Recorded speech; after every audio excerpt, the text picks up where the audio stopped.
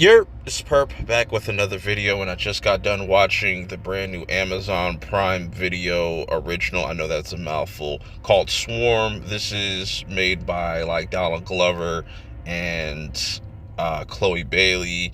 Chloe Bailey is also starring in this, but this is starring Dominique Fishback. You might recognize her from Tyler McGray. That's a Apple Plus TV Plus series. You should definitely go check that out. It's a limited series, like 6 episodes. Here we got another limited series, though. This is about 7 episodes. Each episode's about 35 minutes or so. And we have a lot of interesting, cameos or just special guest appearance, like Billie Eilish, Damson Idris, Chloe Bailey herself, Leon. The list goes on. But I really find this series to be fascinating. Dominique Fishback absolutely kills it in this. She plays this character named Dre, and she's just living with her foster sister or her best friend, Marissa, and her boyfriend. But the thing about Dre is that she is a super fan of this artist named Nyjah, and she'll do whatever it takes to see her. She'll do whatever it takes to defend that fandom, even if it means killing somebody. And I find it so fascinating that they kind of put this premise out there that you have this super fan that is also a serial killer, and each episode just kind of puts you through different scenarios, and you're wondering is she gonna get caught doing this? And it was really brilliant to watch, because it starts off, like I said, with Dre and Marissa, but then Marissa and her boyfriend end up having a fight, which leads her to commit, to delete herself. I'll just say that. And that makes Dre kind of go down this dark rabbit hole where she starts just killing people off.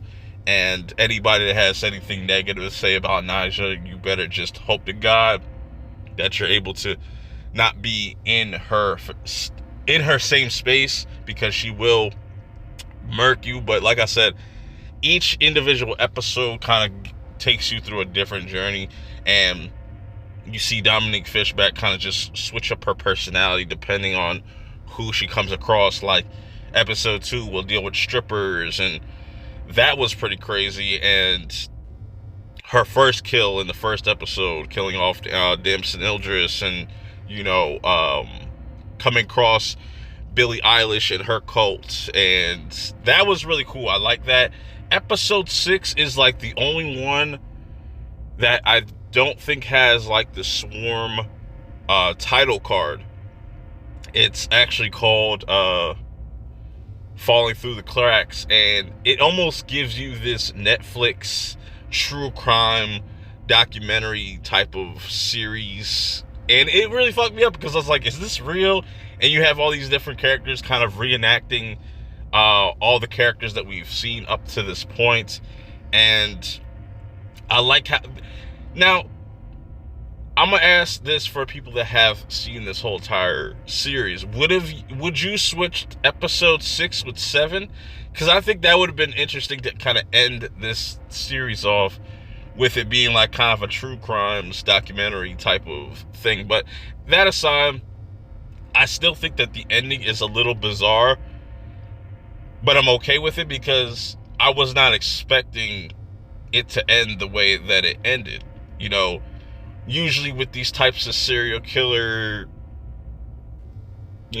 series or movies, the killer ends up getting caught. But in this case, it just it's like open-ended, which is really interesting for a limited series to do, since there's not going to be a season 2.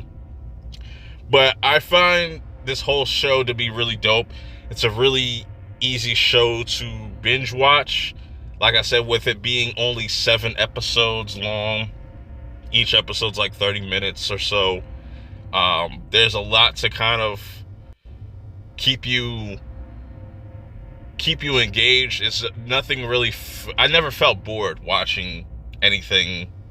At any point in this series, I never felt bored, because Dominique Fishback is just an amazing presence on screen, and just the kills are brutal. A lot of the cinematography, or just the way that certain shots are set up, or are really well done. Like, this is a really well produced show overall, and I think a lot of people will like this. I don't know, maybe there might be some people that are mixed.